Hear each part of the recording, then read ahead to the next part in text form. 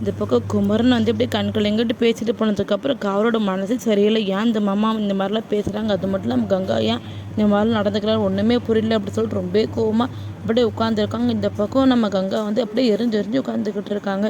இவர் ஏன் இந்த மாதிரி பண்ணுறாரு புரியல. அது மட்டும் இல்லை வளகாப்பு வைக்கிறது பிடிக்கலையே என்ன, அதனால இந்த மாதிரி நடந்துக்கிறாரா. அப்போ வளகாப்பு வைக்கிறது ஒரு கையில் காசு இல்லை, அதனால தான் நம்ம ஏதாவது கேட்போம், ஆசைப்பட்டு கேட்போம் அப்படி சொல்லிட்டு இந்த மாதிரிலாம் பண்ணிட்டுருக்காரு. வீட்டில் இருக்கிறதுக்கு விருப்பம் இல்லாமல் வேலைன்னு போய் சொல்லிட்டு கடையில் போய் உட்காந்துக்கிறாரு. இதை வரை இவங்க புரிஞ்சுக்காமல் இந்த மாதிரி அவருக்கு சப்போர்ட் பண்ணி பேசிகிட்டு இருக்காங்க.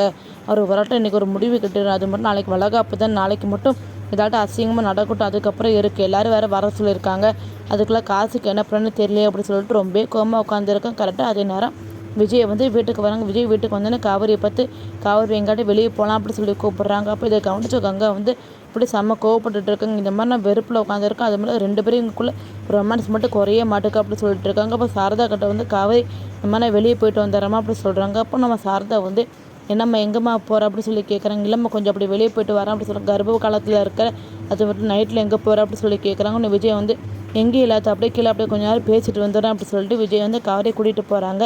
கூட்டிகிட்டு போகிறப்ப இந்த பக்கம் பைக்கில் கூட்டிகிட்டு போகிறாங்க. அப்போ மொட்டை மாடிலேருந்து எல்லாம் பார்த்து நம்ம கங்கா வந்து அப்படியே வயிறு எறிஞ்சு போய் நிற்கிறாங்க.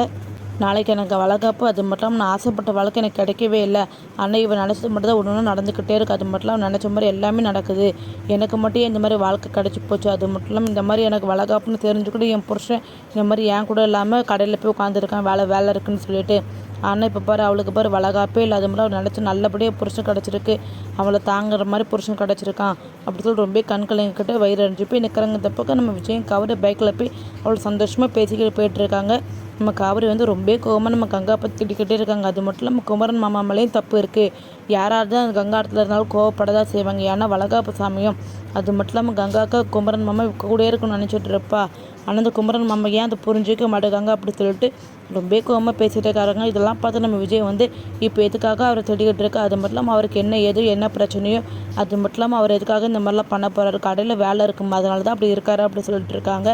உடனே நம்ம விஜய் வந்து இப்போ எதுக்கு அவங்கள பற்றி பேசிகிட்டு இருக்கா, அது மட்டும் இல்லாமல் நம்ம பெத்த நாள் கழிச்சு வெளியே வந்திருக்கு, நம்மளை பற்றி கொஞ்சம் மட்டும் பேசுமா அப்படி சொல்கிறாங்க. உடனே நம்ம காவேரி சரி பேசுகிறேன், என்ன இப்போ எதுக்காக இவ்வளோ ஸ்லோவாக போகிறீங்க, நீங்கள் ஸ்லோவாக போகிற ஆளே கிடையாது அப்படி சொல்கிறாங்க. உடனே எதுக்கு ஸ்லோவாக போகிறேன்னா, அது மட்டும் இல்லாமல் வயிற்றில் குழந்தை இருக்குமா அப்படி சொல்கிறாங்க. உடனே இது கேட்டு நான் காவேரி ஆமாம்மா என்ன குழந்தை இருக்குன்னு நான் மறந்தே போட்டேன் அப்படி சொல்கிறாங்க. உடனே விஜய் வந்து மறந்துட்டியா, காவேரி என்ன நினச்சிட்டு இருக்கா அப்படி சொல்கிறாங்க. இல்லைங்க கொஞ்சம் அப்படியே கன்ஃபியூஸ் ஆகிட்டேன் அப்படி சொல்லிட்டு சமாளிச்சுடுறாங்க. உடனே நம்ம காவேரி விஜய் அவ்வளோ சந்தோஷமாக பேசி போய்கிட்டு இருக்காங்க. அப்போ நம்ம காவேரி விஜய் கட்டி பிடிச்சிக்கிட்டு பைக்கில் அவ்வளோ சந்தோஷமாக பேசிட்டு போயிட்டுருக்காங்க.